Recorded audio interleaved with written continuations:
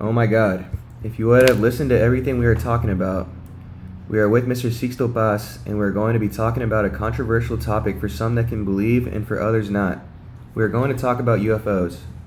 Conspiracy of silence. Welcome, Sixto.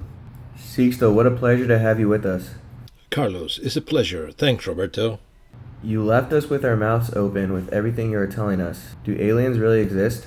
Well, first of all, yes, they do exist. We're not alone.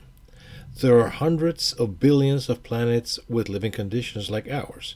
In the universe, there are hundreds of billions of galaxies, so NASA is now releasing classified information. The US government has just released that they have never stopped investigating the UFO issue. There are videos that are already circulating on social networks, and there are official videos where you can see persecution by planes of the North American Air Force, of objects that defy the laws of physics known to us, and also have an intelligent movement. So that is not just any atmospheric phenomenon. But why the conspiracy of silence? Why so many years keeping this information quiet, knowing that there are people who are studying it? Certainly, it does not matter to the military whether they are extraterrestrial or foreigners. From the moment that an identified flying object invades your airspace without you being able to avoid it, it is a national security problem. And facing the taxpayers, you are making a fool of yourself because you can't help it. Why do the military or borders exist if they are like a drain?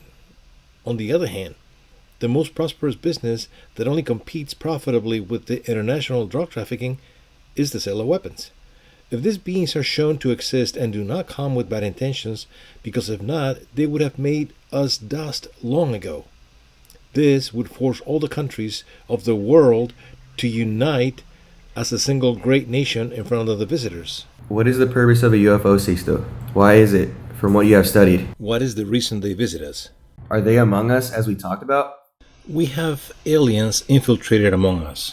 That is, beings that have an appearance similar to ours, or is that we resemble them, or some that can assume an appearance like ours.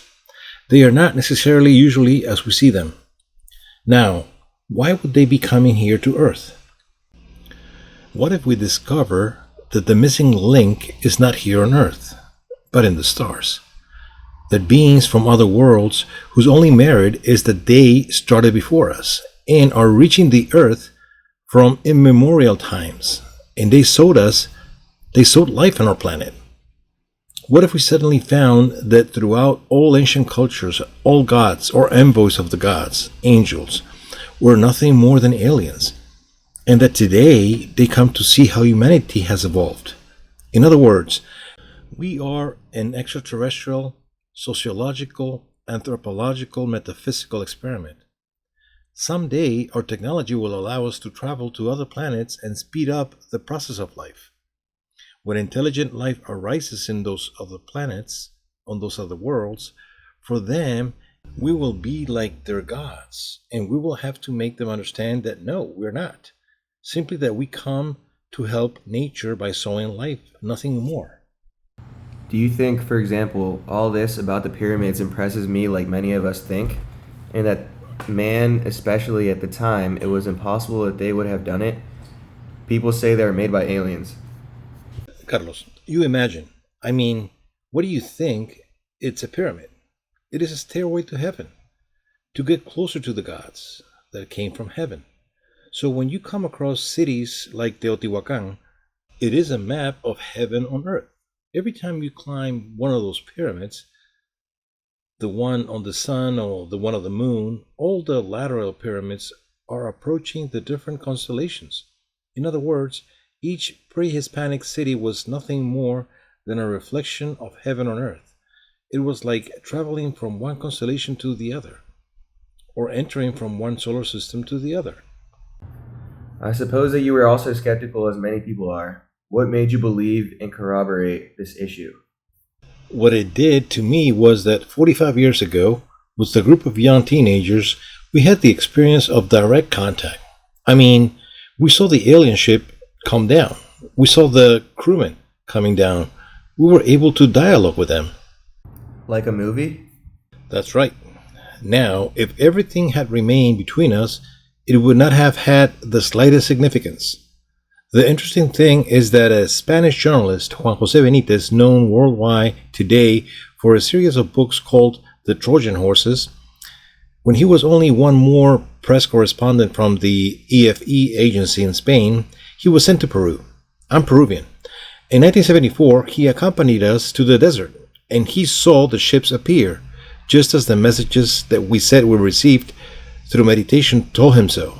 He was therefore so impressed by what he saw that back in Spain, he testified through Spanish television and published his first book, UFO SOS to Humanity. Throughout these 45 years, 10 times we have invited the press to scheduled meetings, and journalists have been impartial and objective witnesses to the reality and validity of this extraterrestrial contact. And that information, where is it? Look, in 2014, we invited the media from here in Mexico to a place like Teotihuacan in broad daylight. 6 objects appear making evolutions in the sky, and everyone saw it. It was videotaped. That is, not only is it a true fact, but it was a verified fact and can be repeated over and over again. Do you take trips with the public to do these meetings? Can you tell us a bit about it?